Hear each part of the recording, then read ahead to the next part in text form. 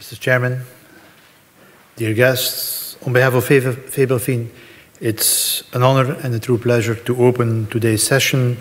The debate on microfinance and regulations promises indeed to be fascinating.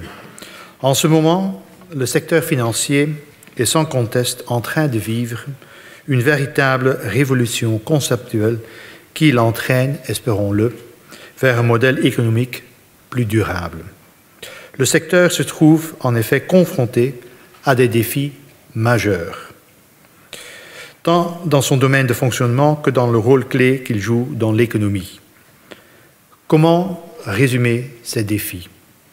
Il lui faut d'abord et avant tout regagner la confiance des consommateurs et des citoyens et de la société.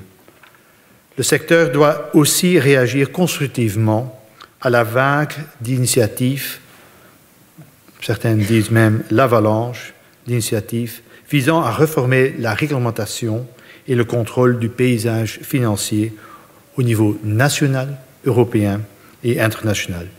Il lui faut enfin œuvrer au devenir des activités financières et bancaires en et à partir de la Belgique. Although the sector is learning its lessons from what has happened in the past year and a half, it hopes that the measures which are being proposed and which will be decided upon, if they are not yet decided upon, by the politicians and by regulators, will also not result in throwing away the good baby with the bathwater, nor in hindering or putting a burden or an undue burden on sound entrepreneurship, for the latter is and remains an indispensable part and element on the road to economic recovery, which we all need. Already before the outbreak of the crisis, the Belgian financial sector was an adept of what is called better regulation.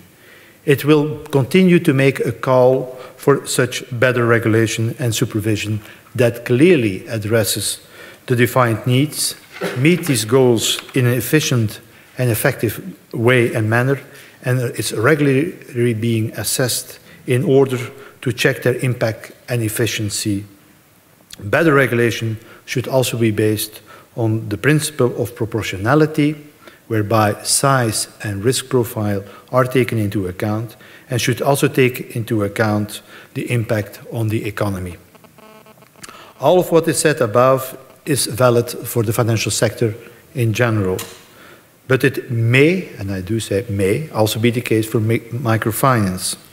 The world of microfinance could indeed also benefit from learning from the past and from checking, together with supervisors and stakeholders, where there is a need for changes to be made to its financial architecture. As it is the case for the financial sector, one should avoid, again, throwing away the good baby with the bathwater and hindering unduly sound and sustainable entrepreneurship.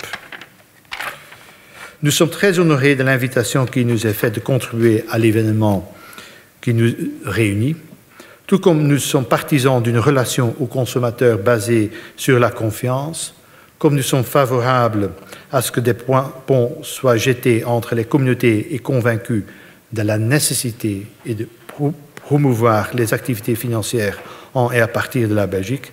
Ainsi, nous considérons que la microfinance comme une évolution très appréciable vers un entrepreneuriat durable et innovant.